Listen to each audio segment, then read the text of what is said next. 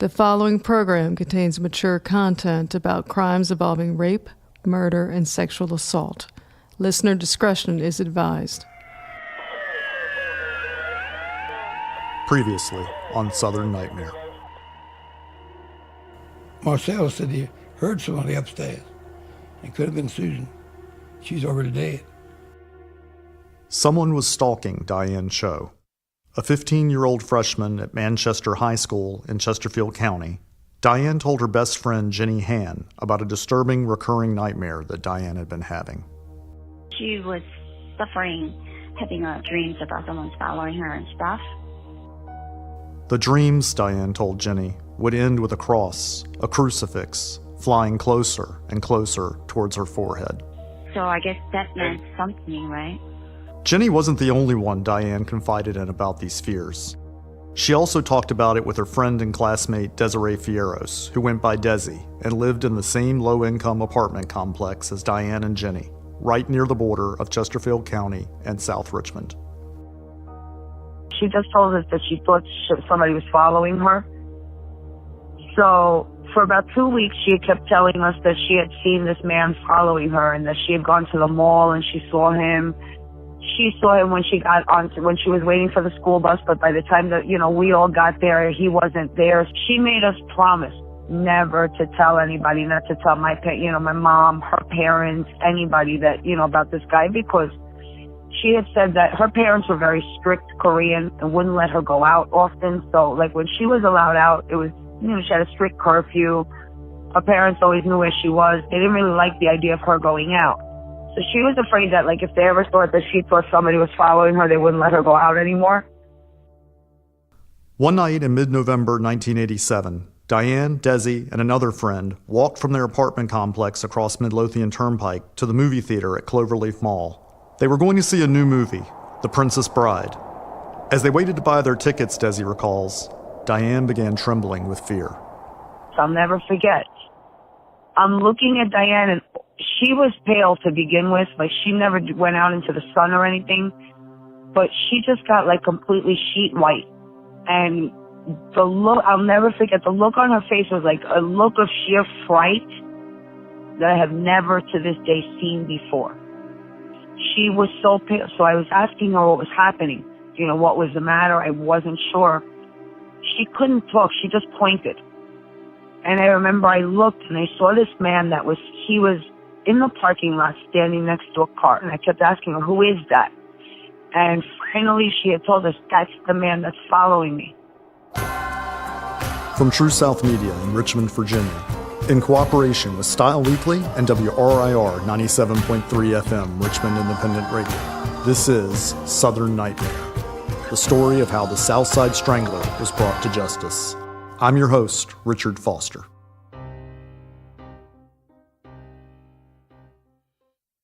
Diane Cho's family immigrated to the United States from South Korea in 1984. Her father, Jung Cho, was a draftsman from Seoul.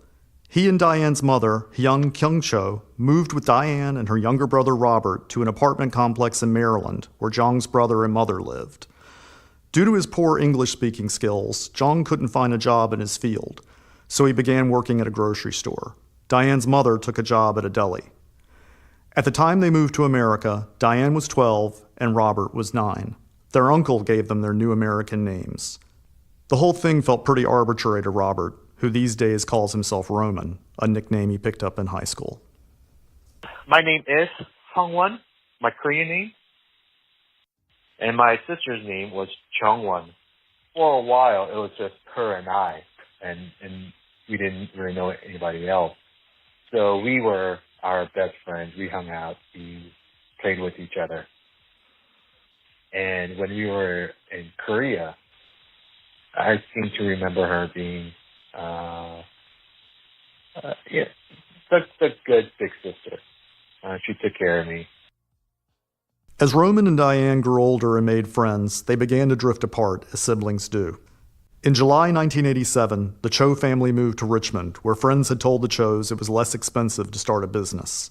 They opened a little mom-and-pop corner convenience store, KC Market, on West Lee Street near Virginia Commonwealth University.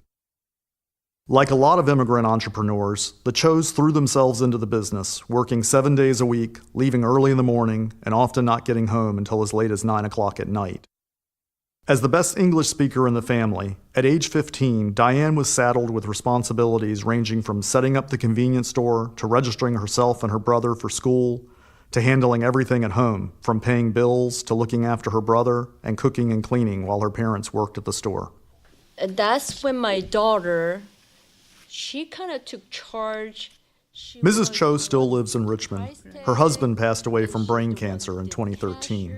She doesn't speak English very well, so you'll hear the voice of Grace Arndt, a court-certified Korean interpreter, translating for her. And also, it was July when we moved from Maryland, and we didn't know how to switch school. We didn't know anything. But it was my daughter who, from home, she called different places, and she got her brother registered, herself registered. So she was this person who almost like became our parent. She took care of business, the home business. She just took care of it, and she was very savvy, and she just did it without being told to do it. Being immigrant kids, we had to have responsibilities that a typical kid did not have. We had to figure out what was going on in this strange world that we were brought into. We had to take care of ourselves, and sometimes take care of things that our parents should have been taking care of. So, you ask any immigrant kids around, it's a common experience that we have responsibilities at far younger age than a typical person would have. To her devoutly Christian mother, Diane was the perfect daughter, smart, hardworking, and ambitious, with a playful sense of humor. She liked to sing and kept a sketchbook of still life subjects like flowers. 그 목표는 의사가 되겠다고. Her life goal was to become a doctor. Whenever I get sick, she would say, "Mom, just wait until I become doctor. I will take good care of you." But like a lot of 15-year-olds, Diane was also starting to rebel in small ways. Around the time of when we moved to Virginia, we were definitely at that teenage years when we were at each other's throats. So we were not the best of friends. Just like any teenager. She was trying to be a typical teen. She was trying to wear the latest fashion, trying to do her hair in a certain way. And you can imagine that didn't go over too well with these parents who don't know the culture at all and who come from a rather traditional background. So there was the inevitable friction, just like any kid who's becoming a teenager. Diane also had a Korean boyfriend that her parents didn't know about, according to her brother and her best friend, Jenny. It wasn't like serious relationship or anything, so I don't think she told them about it. Diane loved fashion. She wore a jean jacket with metal studs and dyed blonde streaks in her hair. She also occasionally smoked, which wasn't that unusual a form of rebellion for 80s teens. Her best friend Jenny says that Diane was definitely a good kid. No trouble at school. No trouble at school. I mean, it was just like a puberty kind of thing that I guess she tried smoking and stuff like that, but no trouble. Like Diane, Jenny was a fairly recent Korean immigrant, and her parents also ran a grocery store. Jenny's bedroom was right over top of Diane's in the 2-story apartment building. Late at night, they would open their bedroom windows and lean out and talk with each other. Because their parents worked long hours away from home, the two girls were unsupervised most of the time. It's sad that when the parents are away so many hours away from the kids, because we were like all over the place, because parents weren't there. Like a lot of the kids in their neighborhood, Jenny and Diane spent a lot of their spare time at Cloverleaf Mall and a nearby drugstore, shopping for clothes and makeup. We used to walk there, going through a back roads where we were sort of like undeveloped area. So, we used to walk there to go faster way. I guess later I found out that the guy, he was like following us around. More after the break. Hey, Southern Nightmare listeners. If you listen to podcasts and books on the go like I do, you need to try Audible. They're offering you a free audiobook download of your choice to keep with a free 30-day trial to give you the opportunity to check out their service. They've got over 180,000 titles to choose from, and you can listen on your iPhone, Android, Kindle, or MP3 player.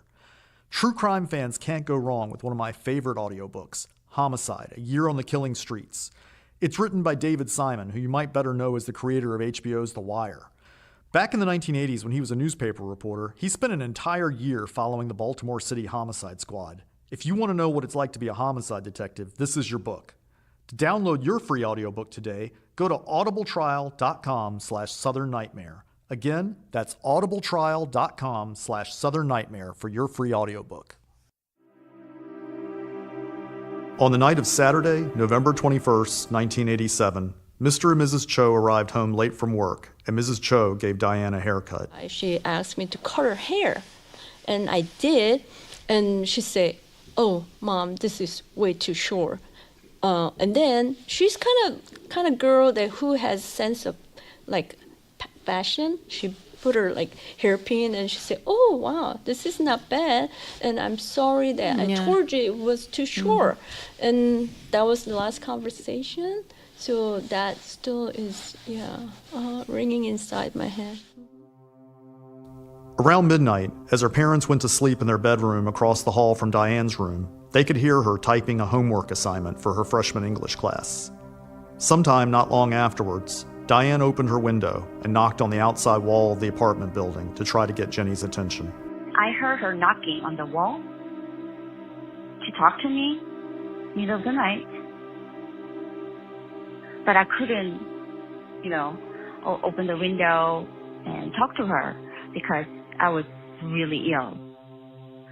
And I wish I could have, answered her or talked to her, but it just didn't happen. And then the funny thing is that I didn't hear anything except for her knocking on the wall. Do you remember how she knocked? Can you make the noise? It's like knock, Tap, knock, tap, knock. tap, tap. On Sunday morning, Mr. and Mrs. Cho left early for work. Diane's bedroom door was still closed. Teenage time, they don't want to sleep in, so we didn't bother. Yeah. So we just, Around 2 p.m., the Chos closed up their store so they could attend an afternoon church service. They called home at least 2 times to make sure the kids would be ready to go. Both times, 12-year-old Roman answered the phone and told his mother that he was watching TV and Diane was still asleep. She called me several times. My mom kept asking me to go wake my sister up. And my sister had a bit of a temper at the time. She would call and go wake your sister up. I said, no, I don't want to go in there. She's sleeping. Finally, Mr. and Mrs. Cho drove back home to their apartment, arriving around 3 p.m. and we say, "Oh, you're still sleeping?" And then we open the door. And I guess it's the mother's instinct. My mom, for some reason, rushed into my sister's room. And right afterwards, I heard my mom scream. And it was my mom who found her. My daughter was wrapped with rope. And then I start untie that. So, yeah. My husband stopped me. He said, "That might be evidential thing, so don't touch it." So I was in the middle of undoing that. Her face was purple and the window was open. I just passed out. My mom was untying the rope that had bound my sister. I don't know if I tried to pull her away from doing that or if it was my dad, but I feel like somebody was trying to stop my mom from doing that. And at that point, my mom was hysterical. As if undoing the rope would bring my sister back. What I remember next was calling 911 and reporting the murder. And I remember the operator asking me if I could administer CPR, and me telling her that there wasn't any point that she was dead. The South Side Strangler had tortured, raped, and murdered Diane while her parents and brother slept in the bedrooms right next to hers in the small apartment. None of them ever heard a thing. We didn't hear anything, and our job is really, taxing. So as soon as we hit the bed, it's like we're a corpse, we're dead. As soon as we fall asleep, like somebody moves us, we don't even know. The earthquake, we wouldn't know. Mm-hmm. It's not much guilt that I feel, but just incredible sadness and the horror that it happened one room away the whole time. That we didn't know about it. So how did the South Side Strangler kill Diane in a bedroom surrounded by sleeping family members without waking anyone up? Retired Richmond homicide detective Ray Williams believes the Strangler promptly took control of the frightened teenager, gagging her mouth with duct tape and threatening to kill her or her family if she made any noise. He was probably in there before she got home, and he said, probably told her, "I'm not going to hurt you, just do as I say." And then he put duct tape on and tied her hands around the back. Diane Cho's murder bore all the hallmarks of the South Side Strangler's killings of Debbie Davis and Dr. Susan Helms, but there were also some key differences. For one, this murder happened in neighboring Chesterfield County, still south of the James River, but about a 4 or 5 mile drive west from where the other murders happened. Also, Diane had a crudely drawn lopsided figure 8 or infinity sign painted on her left thigh with pink nail polish. Unlike the other murders, her entire family was home in the apartment at the time of the killing. Serial killers generally escalate, starting out with criminal acts such as burglary or arson and working their way up to rape and increasingly violent murders. The South Side Strangler's MO was remarkably similar to that of the Golden State Killer, a serial killer who terrorized California in the 1970s and 80s, killing at least 12 people and raping more than 50 women. In April, California arrested 72-year-old Joseph D'Angelo, a former police officer, based on a DNA match. Investigative journalist Billy Jensen helped complete Michelle McNamara's posthumously published bestseller about the crimes, I'll Be Gone in the Dark, One Woman's Obsessive Search for the Golden State Killer. I talked to Billy about how the Golden State Killer operated, and it sounded eerily familiar. I'm sure he started as a peeping Tom, and then he went into, I wonder what it would be like to be inside the house, and then what it would be like to take some stuff, and then really ransacking the houses and, encountering people. He liked being in their house. He liked to maintain that terror. He didn't just go in and rape somebody. He would go and rape them and then go in their kitchen and eat food and eat crackers and drink beer and then come back and then steal stuff. And, he very much was going in their house saying, I'm king here. This is my house now for the next 2 or 3 hours, and I can do whatever the hell I want. Given the pattern of the other South Side Strangler murders and the fact that Diane's parents were so often away from the apartment, it's possible that the Strangler may have thought Diane lived alone. Or maybe he was just getting overly confident as he kept killing without consequence.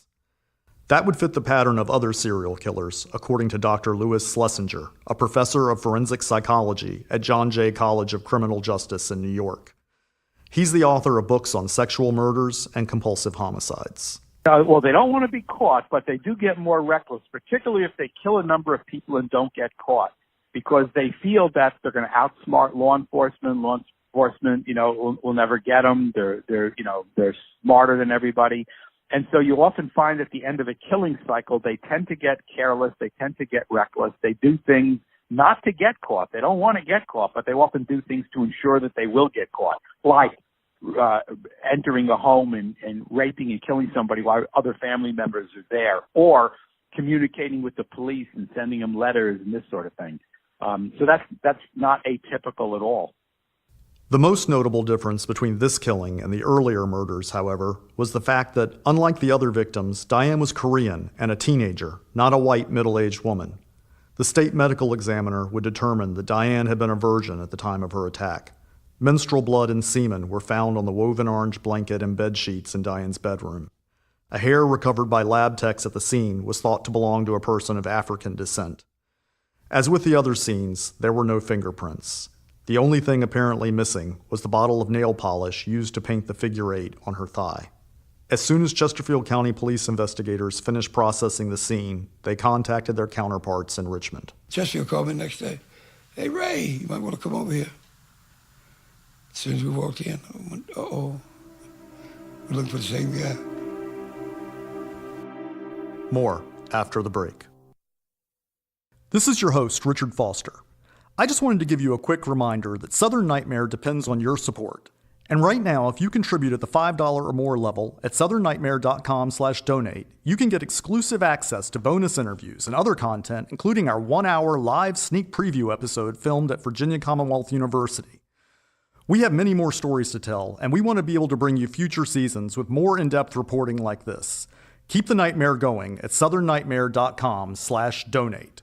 Thanks again for listening to the podcast and for all the great comments you've been giving us. Now back to the show. That same Monday morning, there would be an empty desk at Manchester High School. My name is Ellen Young. At the time of the South Side Strangler, I was a first-year teacher at Manchester High School. I taught 9th grade, and one of my students was Diane Cho. Ellen only had Diane as a student for about 3 months, but she remembers a bone-chilling chat she had with her one afternoon when Diane was serving a detention for being tardy. Diane told Ellen about how she and her friend Jenny would talk to each other out of their windows at night. And I remember looking at her, shaking out, I said, Diane, you can't do this anymore. There's a crazy guy out there who's killing people and coming into their apartments. And she smiled, and I know this is going to sound dramatic, and it shouldn't, but right then a shaft of sunlight came through my classroom window, and it completely illuminated her face. And I remember looking at it, and right then being struck, saying, she's not going to shut that window. And she didn't. The weekend that the South Side Strangler killed Diane, Ellen had been out of town visiting her family and hadn't seen the news. When she arrived at work that Monday morning, she overheard her colleagues in the teacher's lounge talking about something tragic that had happened. Somebody say something about whose student was she, and I was like, what are you guys talking about? And they said, well, the South Side Strangler guy, he struck again and killed another person, and it was, some student, whatever. And then so what girl? The little Korean girl, I don't remember her name was, and then that I knew. And that was just right before I went I had to go to my classroom. And I was just floored. And I do have a memory of not knowing what to do in a classroom for 50 minutes with a bunch of kids who had one of their friends killed, and killed horrendously. It's kind of a defining moment for me with my teaching, I can tell you that. Many of the local kids and neighbors had gathered in the apartment parking lot as word spread about the killing that Sunday. Some of Ellen's students had seen Diane's body covered in a white sheet as the medical examiner's staff rolled it out of the apartment building on a stretcher. News footage from the moment shows Mrs. Cho wailing on the concrete steps. There was a lot of trauma for a lot of my kids who lived in that apartment complex with her. And a week or two after Diane's murder, a student in Ellen's class came to her and said that Desi Fierros knew something about the killing. And I was shocked, and I said, well, she needs to go to the police. And the kid says, well, she doesn't want to go. She will go to the police, but she's not going unless you'll go with her, which was kind of shocking. So I said, okay, go after her. Desi was a tough, street-smart kid who had recently moved from New York City. She saw in Diane a fellow outsider. Desi's mother told her not to get involved and forbade her to talk to the police. Despite that, Desi met with 2 Chesterfield County police detectives at the school. Ellen held Desi's hand while she gave her statement. Now a mother of 6 and living in Puerto Rico, Desi has never before told this story to anyone in the media. He was wearing a blue shirt. His shirt was like an Izod type shirt with a collar. He had on khaki pants like a uniform, boots, and he was a light-skinned black man. The police looked at me, looked at each other, looked at Ellen, then looked back at me. I thought because I had said he was a black man, they thought I was lying. After that, I never really ever told anybody else. what had happened that night. Just the fact that, number one, I was scared. Both of the Chesterfield County police detectives who investigated Diane's murder are now deceased. Ray Williams doesn't recall hearing about this interview, and Desi was never called to testify in court. Chesterfield County Police didn't respond to multiple requests for any records that might exist of an interview with Desi. One former FBI profiler told me that he thought Desi had probably conflated later news coverage of the killer with her actual memories of Diane, and that she probably never really saw the Strangler. But there's just one problem with that. Ellen Young, Desi's teacher from 30 years ago, independently corroborates Desi's account of what she says she told the police. It was a life-changing thing for both me and Desi. And I think it defined a lot of what Desi did as a person, as far as being honest and what's right and what's wrong. Stuff, because Desi kind of broke the code. You know, this is not something you did in their culture. You did not go to the cops. You did not do this, but Desi did it because Diane was her friend and it was the right thing to do. That was a moment of truth there for that kid. Meanwhile, the Chos were left to deal with their grief and fear. Just as Tolstoy said that all unhappy families are unhappy in their own way, the same could also be said of families shattered by violence. Our whole family was frightened. I remember right afterwards, there was a period when my parents, they took the mattress and put it in the living room, and the three of us slept together for a while. I just wanted to follow my daughter to grave. Yeah, that's how I felt. Yeah, I couldn't stop crying. Even I go to wedding, I would cry. Go to funeral, I would cry. I cried non-stop for 3 years. So my husband would go to the garage, the inventory room, and cry, and I would hold on to cash register and cry. We tried to hide from each other that we're crying. Mr. Cho would sometimes tell his wife that Diane was never meant to be their daughter, that they were never meant to be her parents. It broke my dad. But my impression of him as I grew up, as I went through high school, college, and became an adult, was that he seemed to be a broken man. There was never a sense of happiness in our family. Roman, now a professional photographer living in Los Angeles, still struggles with the fact that he and Diane weren't getting along at the time of her murder. He wonders if they would have reconciled and gotten closer as they grew up. He never had counseling following the murder, and sometimes tells people that he was an only child because it's easier than trying to explain the painful truth. I don't know what the right answer is whenever people ask me that question. Because every time I say I'm the only kid, I am erasing my sister's memory. I'm erasing my sister from history. I'm starting to. I had forgotten what her voice sounded like quite a while back. I can't remember. I can't recall that at all. I'm starting to vaguely forget how she looked, what she looked like. Yeah, 30 years. This is the most I've spoken about my sister, and there's a lot of things that I've said for the first time. After the murder, the Chos moved to a different apartment in the same complex, this time on the second floor. And at age 12, Roman suddenly had to take on all of his sister's responsibilities for the family. After she passed away, again, I'm 12, 13, there were times when my dad would ask me about what this bill would mean. She would get a bill from like gas and power, and he couldn't make it out. So I'm trying to figure that out, trying to understand what this letter is talking about. And that's something that my sister went through from the time she was 12 when we first came to the U.S. to when she was 15. In the aftermath, everything of Diane's was either confiscated by police or thrown away by the friends and church members who cleaned out their apartment. Jenny Hand's parents also threw out all of Diane's clothes and other belongings that Jenny had borrowed. I think my parents just got rid of everything. So what Korean people think that you're not supposed to keep the dead people's items or anything. You know what I mean?